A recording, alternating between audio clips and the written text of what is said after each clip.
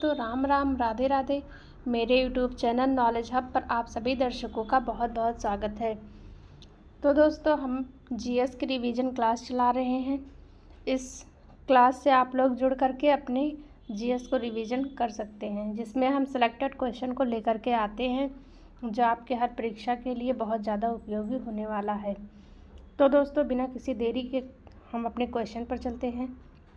तो आज का हमारा पहला क्वेश्चन है, रक्त का रंग लाल क्यों होता है? क्लोरोप्लास्ट के कारण, हीमोग्लोबिन, राइबोसोम, प्लाज्मा। तो किसके कारण हमारा जो ब्लड है वो किसके कारण लाल होता है? तो हीमोग्लोबिन के कारण। किसके कारण? हीमोग्लोबिन।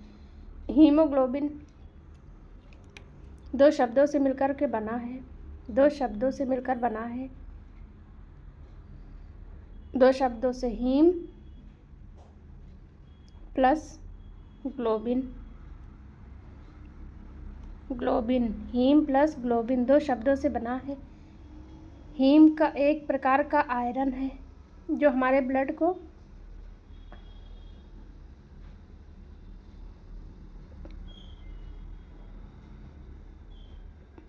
हीम एक प्रकार का आयरन है और ग्लोबिन एक प्रकार का क्या है? पिगमेंट। पिगमेंट है।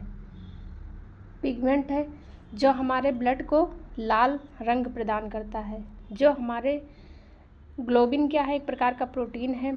हीम क्या है? आयरन है। तो हीमोग्लोबिन दो शब्दों से मिलकर बना है, हीम प्लस ग्लोबिन। हीम एक वर्णक है, पिगमेंट है, आयरन है, और ग्लोबिन एक प्रोटीन है, पिगमेंट या प्रोटीन है। पिगमेंट नाम का क्या हो, ग्लोबिन नाम का क्या? एक प्रकार का प्रोटीन होता है। तो हीमोग्लोबिन दो शब्दों से मिलकर बना है जो हमारे हमारे रक्त को लाल रंग प्रदान करता है, हीमोग्लोबिन। चलिए दोस्तों, नेक्स्ट क्वेश्चन पर चलते हैं। आप लोग नोट करते रहिए। चौरी चौरा घटना कब हुई? चौरी चौरा 4 सितंबर 1926, जनवरी 1805, 5 फरवरी 1922, 5 मई 1888। तो चौरी चौरा घटना हमारी कब हुई थी?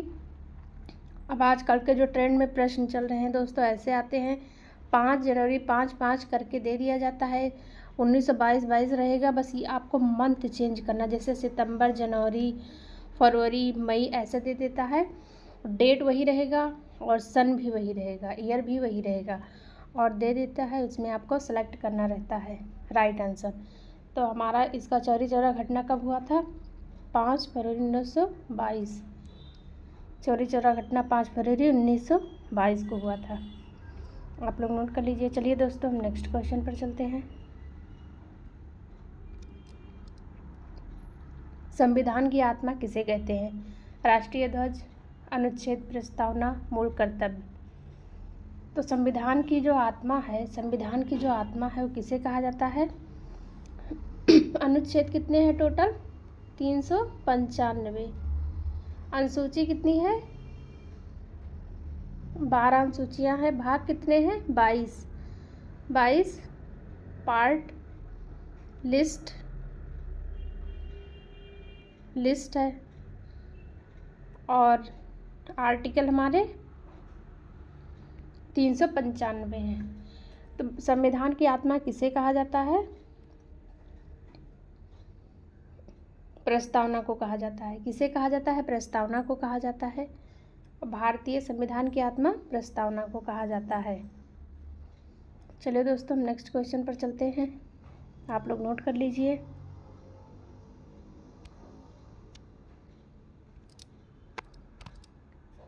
निम्नलिखित में से किसे सोने के पिंजरे में बंद तोता कहा जाता है? तो निम्नलिखित में से सोने के पिंजरे में बंद तोता किसे कहा जाता है? राज्यपाल, प्रधानमंत्री, राष्ट्रपति, लोकसभा अध्यक्ष। तो सोने के पिंजरे में बंद तोता राज्यपाल को कहा जाता है। किसे कहा जाता है? राज्यपाल को कहा जाता है।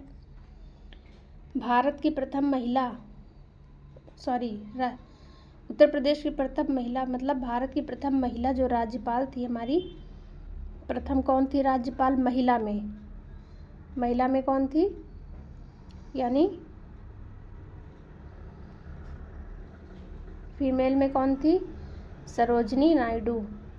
सरोजिनी नायडू, आप लोग नोट करते रहिए, सरोजिनी नायडू। सरोजिनी नायडू, माफ़ करिए दोस्तों थोड़ा सा, सरोजिनी नायडू थी। तो भारत की प्रथम महिला राज्यपाल सरोजिनी नायडू थी। इन्होंने सरोजिनी नायडू ने ही क्या कहा था? सोने के पिंजरे में बंद तोता कहा था राज्यपाल को। इन्होंने सोने के पिंजरे में बंद तोता किसने कहा था? तो सरोजिनी नायडू ने। किसे कहा जाता है? तो राज्यपाल को। प्रथम महिला राज्यपाल कौन थी? तो सरोजिनी नायडू थी। ये जो राज्यपाल होते हैं और जो राष्ट्रपति होते हैं, इनका जो कार्यभार होता है, इनका राज्य में कार्यपालिकीय शक्तियाँ राज्य में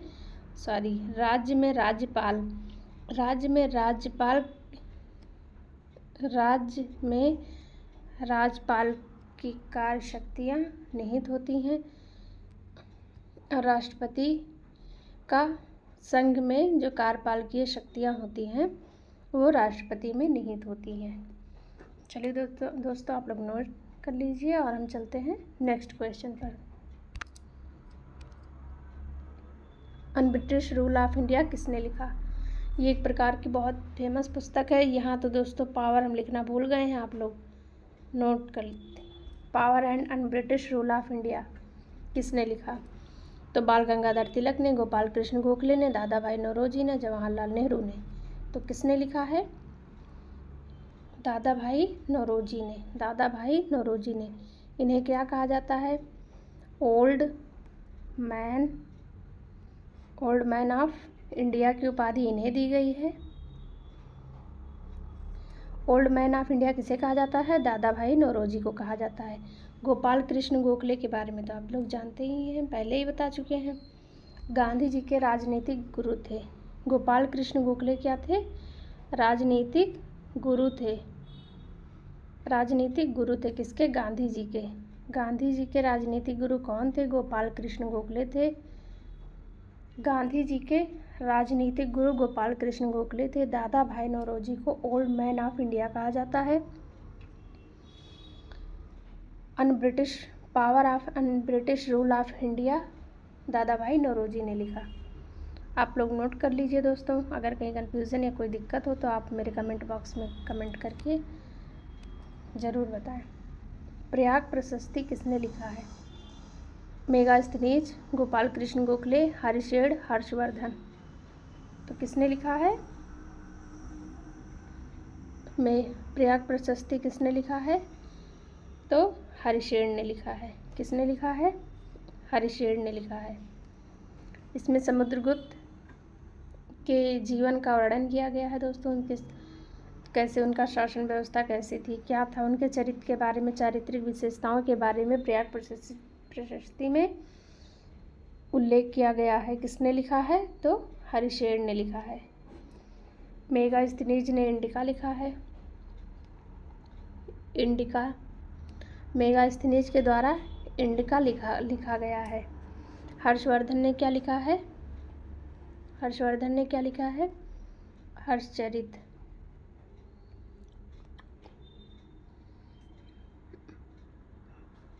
बाणभट्ट की आत्मकथा हर्षवर्धन ने लिखा है। चलिए दोस्तों हम नेक्स्ट क्वेश्चन पर अपने चलते हैं। आप लोग नोट करते रहिए।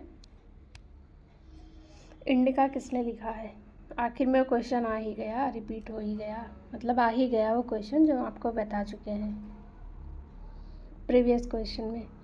इंडिका किसने लिखा है? डार्विन, चरक, ह्वेनसांग, मेगास्थनीज। तो इंडिका किसने लिखा है? मेगास्थनीज ने लिखा है। ये सेल्यूकस निकेटर के दरबार में था। सेल्यूकस निकेटर के दरबार का एक दार्शनिक था। बाद में सेल्यूकस निकेटर ने जब अपनी पुत्री का विवाह चंद्रगुप्त से किया तो उन्होंने उनका राजदूत बना करके भेज दिया। अपनी बेटी का राजदूत बना करके मेगास्थनीज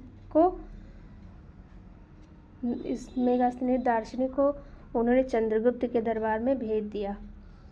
इंडिका में उन्होंने भारत के बारे में, जितना दिन वो रहा भारत में, उसने भारत में सबसे प्रमुख वृक्ष माना बरगद को। उसने अपने इंडिका में लिखा कि बरगद भारत में एक ऐसा वृक्ष है, भारत में एक ऐसा विशाल वृक्ष है जिसके नीचे लगभग 100 लोग एकत्रित एक साथ रह सकते हैं। और बहुत अच्छी अच्छी चीज़ें दोस्तों उन्होंने अपनी किताब में इंडिका में लिखा, मेगास्थनीज ने। उसने भारत के बारे में, भारत की विशेषताओं के बारे में एक एक चीज़ का वर्णन उसने इंडिका में किया है। तो आप समझ गए कि सेल्यूकस निकेटर के दरबारी ये राजदूत था, लेकिन तो इसको राजदूत बना करके चंद्रगुप्त मौर्य के दरबार में भेजा था सेल्यूकस निकेटर ने। चलिए दोस्तों, सेल्यूकस निकेटर के चंद्रगुप्त उनके दामाद थे। चलिए दोस्तों नेक्स्ट पर चलते हैं। भारत में हरित क्रांति का जनक किसे कहा जाता है? ल्यूवेनहाक, एम.एस. स्वामीनाथन, मनमोहन सिंह, रूसो। तो बताते हैं कि ल्यूवेनहाक, तो इन्हें क्या जीवाड़ का जनक कहा जाता है। जीवाड़ का जनक कहा। आप लोग समझ जाइएगा जीवाड़ का जनक किसे कहा जाता है। एंटोनी वान ल्यूवेनहाक ने, इन्होंने जीवाड़ की खोज की थी, इसलिए इनको जीवाड़ का जनक भी कहा जाता है। एम.एस. स्वामीनाथन, इसका राइट आंसर क्या होगा? भारत में, यहाँ पूछा है भारत में दोस्तों, भारत में लगा के पूछा, भारत ध्यान रखना, विश्व भी आपको बता रहे हैं। भारत में हरित क्रांति का जनक एम.एस. स्वामीनाथन है। और अगर विश्व में पूछा जाए, विश्व में, तो नॉर्मन ई बोरलाग है। Norman E Borlaug.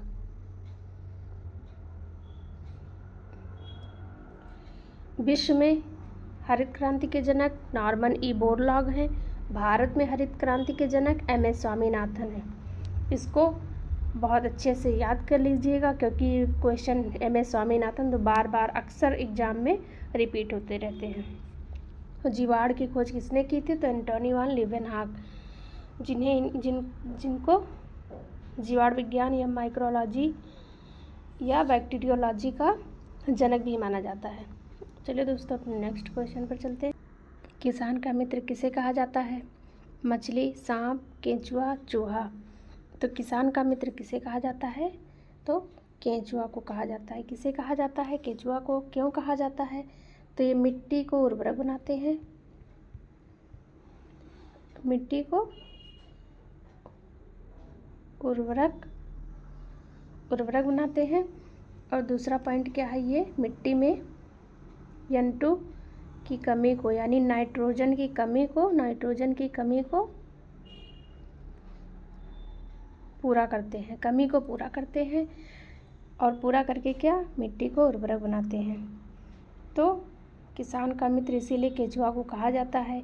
आप लोग अगर ग्रामीण क्षेत्र से जुड़े होंगे दोस्तों, तो आप लोगों ने ज़रूर देखा होगा कि बरसात के महीने में केंचुआ जो होता है वो मिट्टी को बिल्कुल बारीक करके एक संरचना जैसा, मतलब एक केंचुआ के आकार का ही एक प्रकार का वो गोल गोल वो बना लेता है, घर जैसा। मतलब घर क्या कहें, उसका वो अपने हिसाब से घर बनाता है, बट हम लोग देखते हैं केंचुआ के आकार का एक गोल गोल संरचना बनी होती है, मांद बना लेते हैं।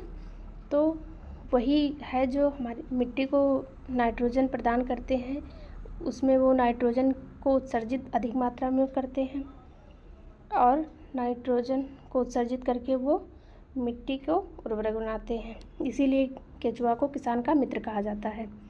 चलिए दोस्तों अपने नेक्स्ट क्वेश्चन पर चलते हैं। आज का हमारा होमवर्क है जो हम आप लोग इसको करिए दोस्तों, देते हैं। उसके बाद में हम नेक्स्ट वीडियो में आपको ये ज़रूर इसका आंसर बताएंगे, बट आप स्वयं भी करिए, आप खुद से करिए। आप एक क्वेश्चन के पीछे सर्च करेंगे, इधर उधर ढूंढेंगे, तो बहुत सारी चीज़ें आप पढ़ लेंगे, बहुत सारी चीज़ें आपको तैयार हो जाएंगी। तो ऐसे लास्ट में हर वीडियो में हम आपको क्वेश्चन देंगे जिसको आपको स्वयं करना होगा, और उसके पीछे उसी बहाने आप लोग बहुत सारी चीज़ें तैयार कर लेंगे, देख लेंगे और बहुत सारी चीज़ें पढ़ लेंगे। तो आज का हमारा पहला क्वेश्चन है, कोशिका का पावर हाउस किसे कहा जाता है। ये आपके लिए है दोस्तों, आप लोग इसको खुद करके मतलब कमेंट बॉक्स में आप इसका आंसर दीजिए। सेल की खोज किसने की? सेल की खोज किसने की? पत्ती का रंग हरा क्यों होता है? इस 3 क्वेश्चन का अर्थ आप लोग कहीं से भी ढूंढ करके हम नंबर वाइज हमारे कमेंट बॉक्स में इसका आंसर ज़रूर देना। तो इतना आप लोग अंत तक बने रहने के लिए बहुत बहुत धन्यवाद दोस्तों। और हाँ, लास्ट में ये बताना चाहते हैं कि आप लोग मेरे ज़्यादा से ज़्यादा लोग मेरे चैनल को शेयर करिए और ज़्यादा से ज़्यादा लोग इस पर जुड़िए और चैनल को सब्सक्राइब कीजिए, ताकि हम बहुत डिटेल में कंटेंट ला सकें जो आपके लिए बहुत ज़्यादा उपयोगी होगा दोस्तों। बहुत अच्छी अलग अलग चीज़ों से इकट्ठा करके सेलेक्ट करके जो एग्ज़ाम में अधिक बार पूछे जाते हैं लेकर के आएंगे। आप लोग मेरे चैनल को ज़रूर सब्सक्राइब करिए, आप लोग मेरी संख्या को बढ़ा दीजिए, फिर हम आप लोग के लिए कंटेंट ले करके आएँ। अभी ज़्यादा संख्या नहीं दोस्तों, इसलिए कंटेंट पे ज़्यादा काम नहीं कर पा रहे हैं, आप लोग के लिए नहीं ला पा रहे हैं।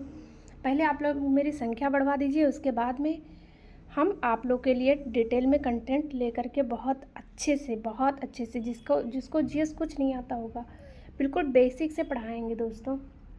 आप लोग मेरे चैनल को ज़्यादा से ज़्यादा शेयर करिए, लाइक करिए और कमेंट बॉक्स में इसका आंसर देना और मेरे चैनल को सब्सक्राइब करिए। जय हिंद।